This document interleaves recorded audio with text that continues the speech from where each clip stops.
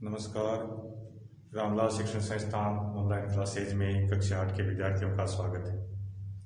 आज अपन 4 का पाठ पढ़ेंगे और पाठ का नाम है आदिवासी दिकू और एक स्वर्ण युग की कल्पना।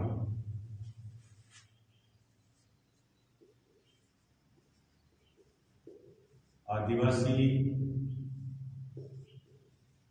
दिकू और एक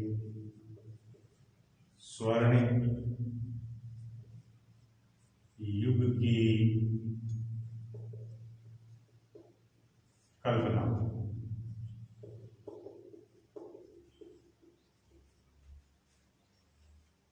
यानी आदिवासी कौन होते हैं, तो इस पाठ में आदिवासियों के बारे में पढ़ेंगे। ज्यादातर बातें सारी आदिवासियों की हैं कि आदिवासी लोगों का जीवन किस तरह से था और अंग्रेजों के आने के बाद उसके जीवन में, सामाजिक रीति रिवाजों में, उनकी गतिविधियों में किस तरह परिवर्तन हुआ था। तो देखो, आदिवासी को जनजातीय लोग भी कहते हैं। क्या कहते हैं इनको? जनजातीय लोग। जनजातीय देखो, ये लोग जंगलों में रहते थे, अपनी आजीविका जंगलों से चलाते थे और ये कबीलों के रूप में जंगलों के अंदर रहते थे। अंग्रेजों के आने के बाद जब अंग्रेजों ने वनों को आरक्षित करना शुरू कर दिया तो इनकी आजीविका पर संकट पैदा हो गया। अब ये लोग अपनी आजीविका कैसे चलाएं? पहले जंगलों से ही जड़ी बूटियां एकत्र करना, शिकार करना, वहीं जंगलों को जला करके खेती करना, इनसे ही अपनी आजीविका चलाते थे। तो जब अंग्रेजों का जंगलों के ऊपर अधिकार हो गया, जंगलों को आरक्षित कर दिया, तो इन लोगों के सामने बहुत सारी समस्याएं पैदा हो गई और उन्हीं समस्याओं के बारे में अपन इस पाठ में पढ़ेंगे। तो आदिवासी का अर्थ होता है जनजातीय लोग। जनजातीय लोग जो जंगलों में निवास करते हैं। कौन होते हैं ये? जंगलों में निवास करने वाले, यानी इनका नारा होता है जल, जंगल और जमीन। जले, जंगले और जमीन।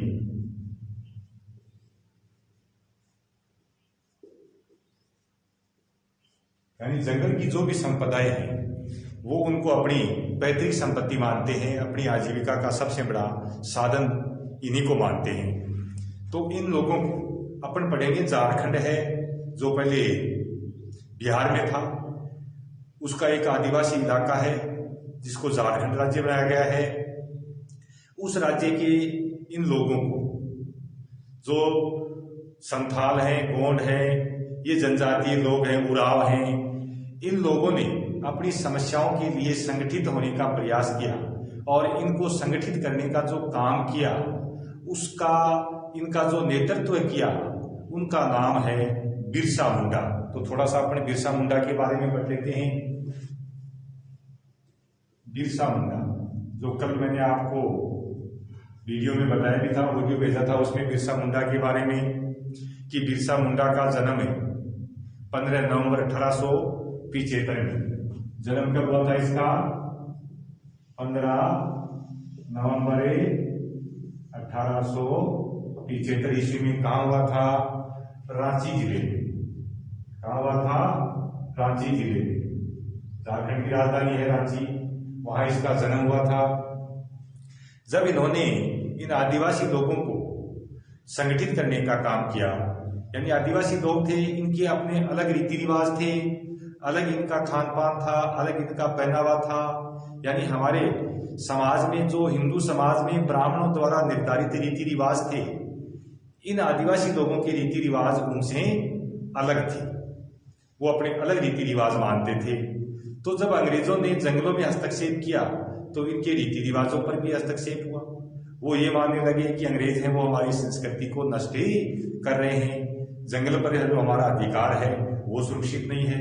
तो इसी को लेकर के इन्होंने, बिरसा मुंडा ने इनका नेतृत्व किया और इसी कारण बिरसा मुंडा को सन 1900 में गिरफ्तार कर लिया गया।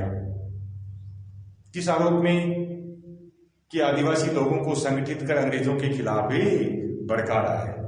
जो जागीरदार थे, जमींदार लोग थे, वो भी बिरसा मुंडा से नाराज थे, क्योंकि बिरसा मुंडा इनको कई कुरीतियां थी इनके अंदर ही, उनसे जागृत कर रहा था। जैसे जमींदार लोग थे वो इनसे बेगार लेते थे, तो बिरसा मुंडा ने इनको संगठित करके बेगार न करने के लिए कहा। तो इससे जमींदार लोग थे वो नाराज हो गए।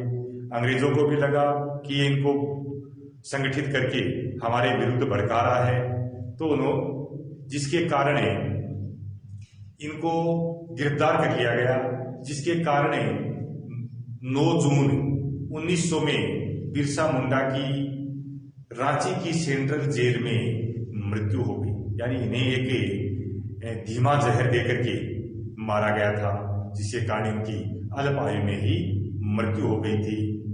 तो अब यह आता है कि बिरसा मुंडा ने आंदोलन क्यों किया।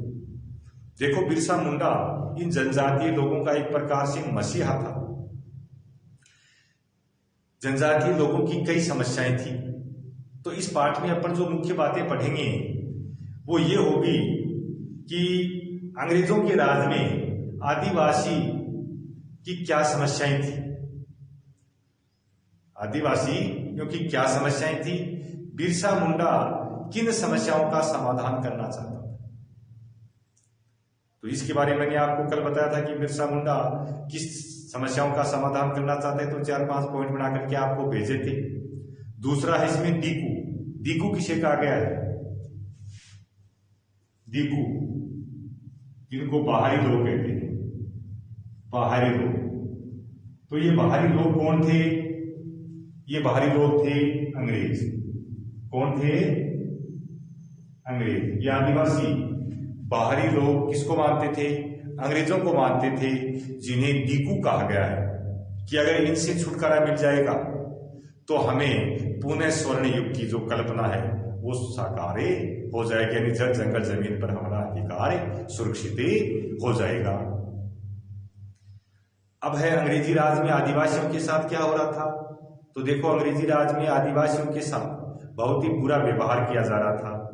अंग्रेजों के राज में आदिवासियों का जो जंगल पर अधिकार था वो सुनिश्चित नहीं रहा, सुरक्षित नहीं रहा, क्योंकि अंग्रेजों ने जंगलों को आरक्षित कर दिया था, बहुत सारे जंगलों को, जिनमें आदिवासियों का वहां प्रवेश करना, वहां शिकार करना, जड़ी बूटियां एकत्र करना, मवेशियों को चराना और जंगलों में जो खेती करते थे, जिनके बारे में आगे बताएंगे आपको, उन पर प्रतिबंध लग गया था। तो फिर है आदिवासियों का जीवन किस तरह बदल रहा था कि पहले आदिवासी जंगल में रहते थे, अपने रस्में बनाते थे, अपने रीति रिवाज बनाते थे। अब जंगल से उनको बेदखल कर दिया गया तो उनका जीवन बड़ी मुश्किल में पड़ गया। अब वो अपनी आजीविका को किस तरह से चलाए थे, ये समस्याएं उनके सामने पैदा हो गई। अब देखो, आदिवासियों के मैंने आपको बताया रीति रिवाज अलग थे, खान पान अलग था, लोग सारे एक दूसरे से भेद नहीं करते थे, कुटुंब में रहते थे, कुटुंब यानी कबीले में रहते थे, और कबीले के कुछ नियम थे, वो नियम सभी लोग ही मानते थे। ये तो था इन आदिवासियों के बारे में मैंने आपको थोड़ा सा बताया है, जो कल भी बताया था। और आज आगे अब इसके बारे में है कि जनजातीय समूह किस तरह जीते थे। आगे जो टॉपिक है वो है जनजातीय समूह किस तरह जीते थे, यानी क्या गतिविधियां करते थे, कैसे रहते थे।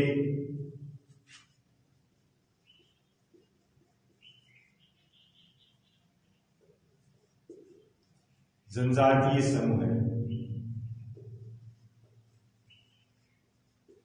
किस तरह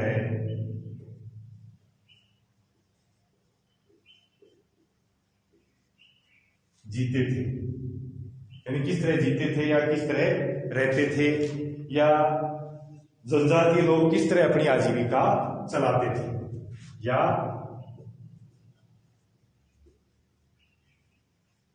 जनजातीय लोग अपनी आजीविका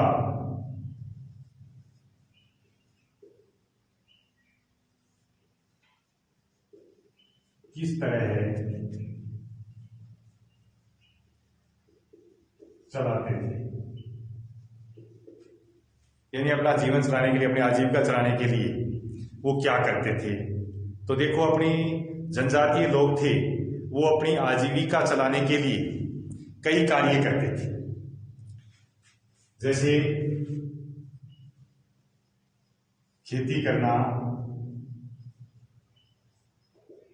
शिकार करना,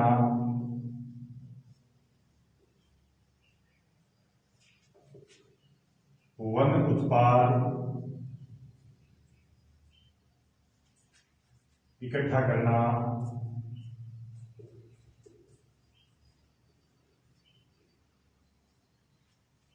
यानी जंगल में खेती करते थे, शिकार करते थे, जंगल के जो वनों की जो जड़ी बूटियां थी, लकड़ियां वगैरह थी, कीमती लकड़ियां थी, उनको इकट्ठा करते थे और उन्हें ले जा करके बाजार में बेचते थे। उनसे वो अपनी आजीविका चलाते थे। और इनके अलावा जानवरों को पालते थे, जानवरों को पालना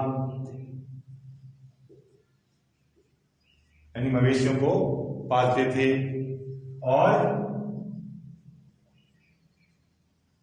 मजदूरी करना, ये इनके प्रमुख क्रियाकलाप थे, ये इनके प्रमुख कार्य थे। अब इन कार्यों में अपन सबसे पहले पढ़ेंगे खेती करना। खेती यानी कृषि,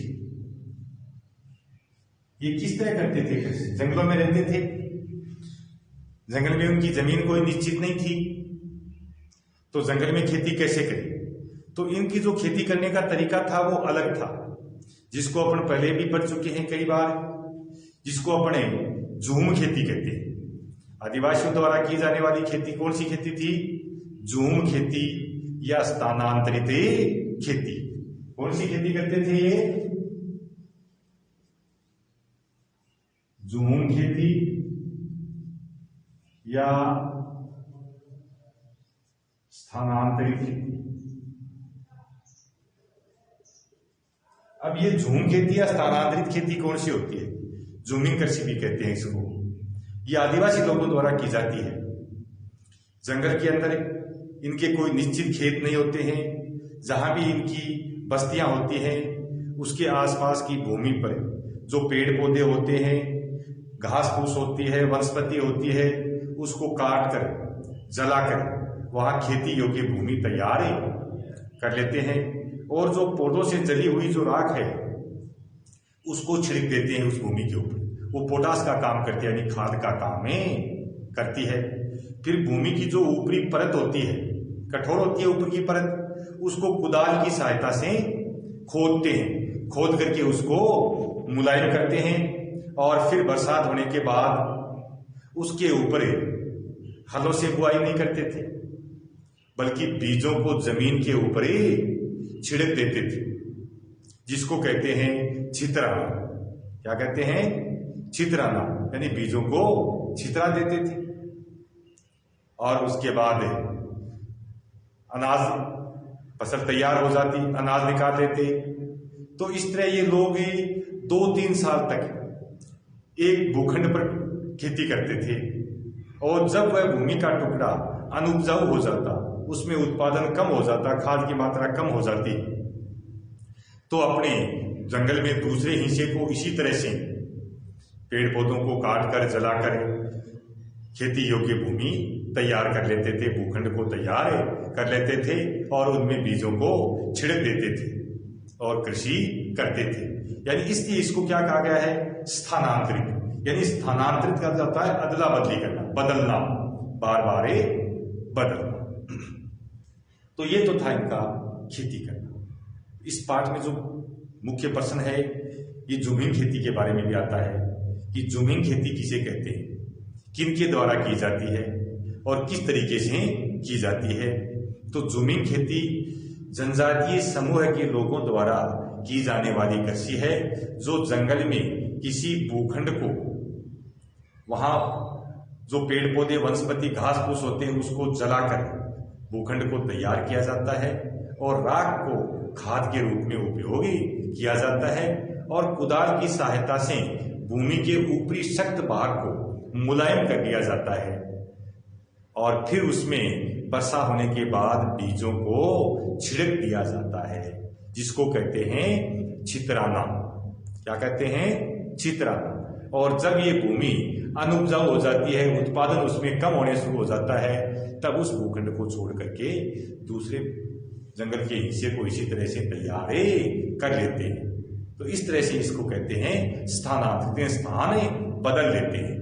तो इस तरह की एक खेती जिसको अपन कहते हैं जूमिंग कृषि या स्थानांतरित कृषि, ये आदिवासी लोगों द्वारा की जाने वाली कृषि है। तो ये तो था आपका खेती का।